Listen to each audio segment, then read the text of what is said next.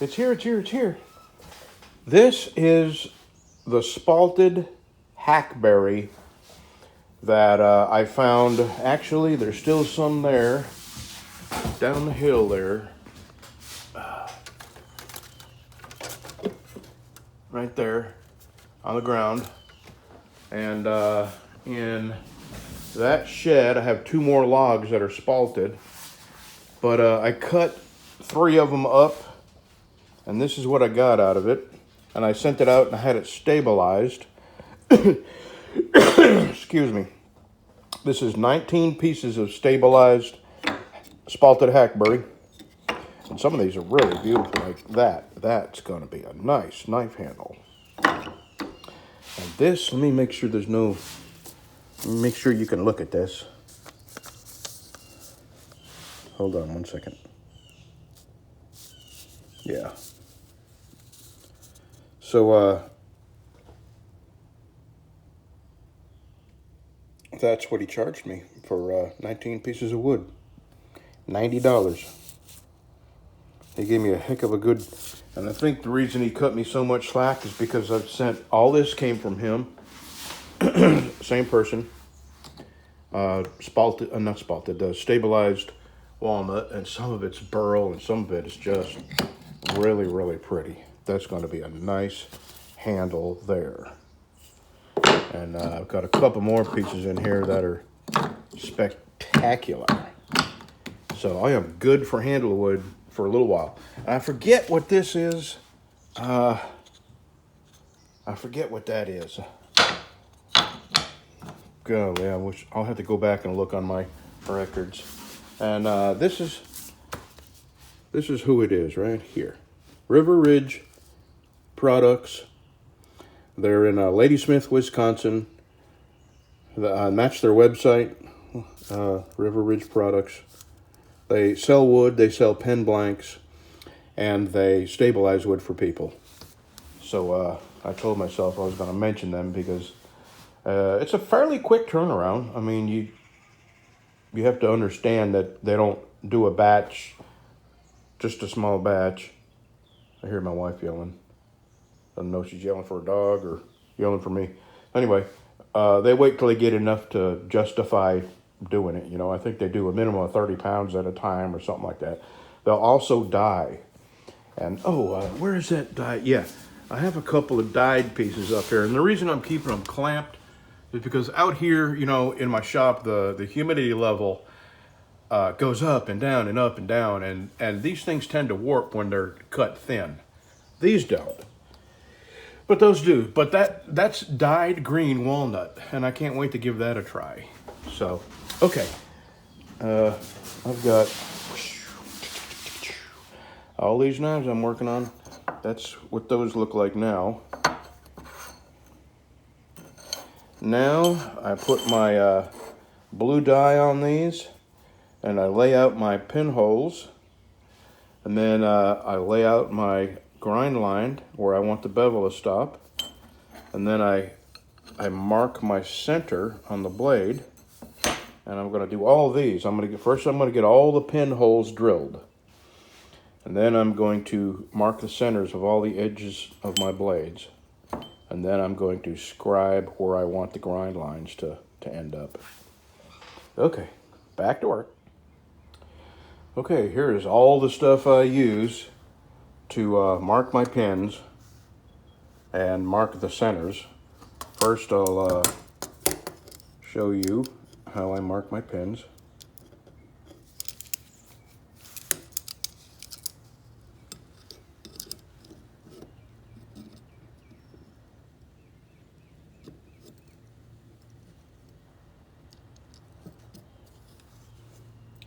.060. Now I divide that by half.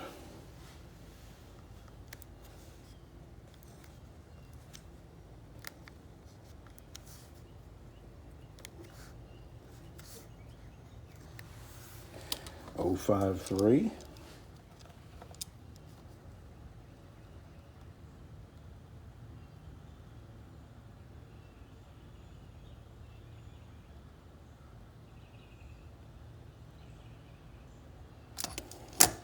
close enough. And then I mark it.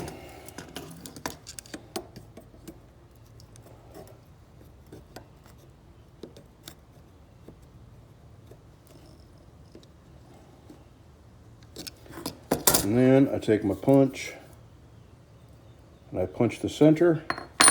I do the same thing down here, and then I measure between these two.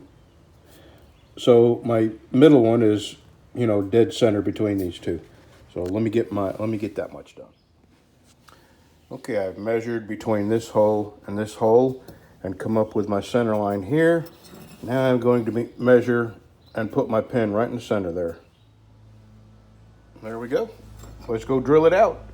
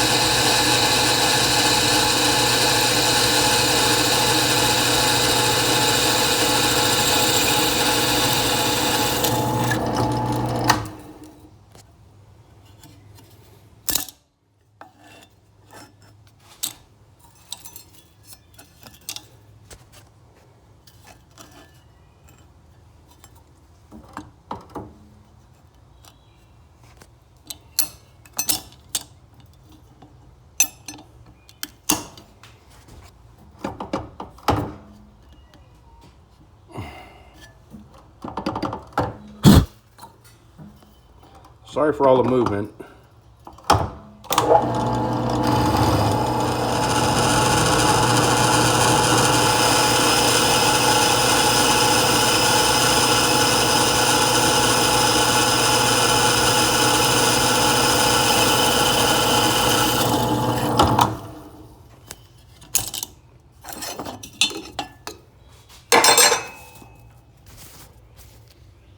Well, now I have to stop and clean all this up or else my dog will step in it and I'll have a big vet bill and a hurt dog. Okay, what I have here is a reamer. These are the next two steps. This reamer is 50 1/1000ths? 50 1/1000ths over a 1/4 inch. And I ream these holes out to that.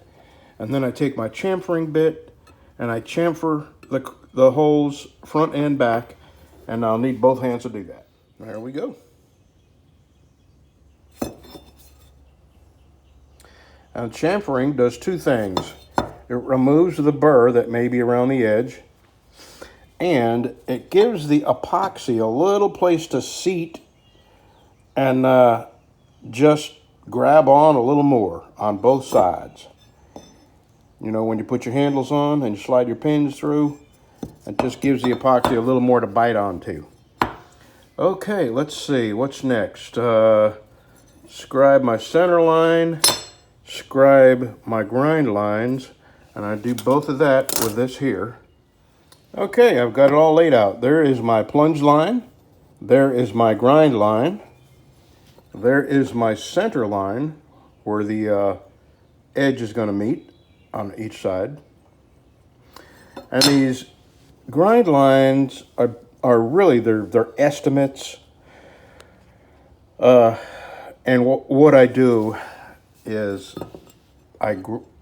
I'll have to show you. When I put this on the grinding jig, I'll show you. But this grind line is an estimate. And what I do is I try to grind a little ahead of, a little behind of, right on that line. It doesn't matter. But what the lines do is let me grind to the same height on each side. So if I go a little over on the other side, and then I make sure I go a little over on the same amount on this side. And that way, all the grind lines, like when you look at the knife this way, the bevel's in, you know, the point, the bevel starts here, going to the point. I mean, everything looks symmetrical and I think a bit more professional. So, there's one all laid out. Now, let me get this laid out. And I think I'm going to drill a 3/8 hole here. I'm going to put a couple of half-round slots right here at this line. And that is going to be where my paracord starts. And it'll hold it there and it won't slide around. Because that way I'll have a good locked-in paracord here. And on the end, I'll have it locked in through that hole. So I got a plan. Will it work? I do not know. We'll see. Okay, I got the bevels ground on Cow Trooper's neck knife. Now, a little bit of hand sanding. I got the, I don't know what to call them. The paracord is going to start in here. That way it doesn't slide up or down. I watched it on the internet, so it has to be right. Okay, let me get to sanding on this. I think I'm going to go ahead and do this, finish this, and then work on Mystery Buyer's knife, because I want to devote all my attention to that. They want a mirror polish, and you know that takes a lot of work, and I'm going to show every step of that. So this is definitely going to be a multiple continuing part video series. Okay, let me get to sanding. See you in a bit. Well, I got a real good start on the neck knife. And tomorrow I'm going to heat treat it, temper it, clean it back up. And I might no, I can't make the sheath until I wrap the handle, because the sheath will come up over the handle some. So, I may get to wrapping this tomorrow. I'm looking forward to it. There's the, he wanted sand color, and I just happen to have sand color. OD green, sand color. Very cool. All right. Tomorrow I will probably get to grind the bevels on Mystery Buyer's knife. So we'll see you tomorrow.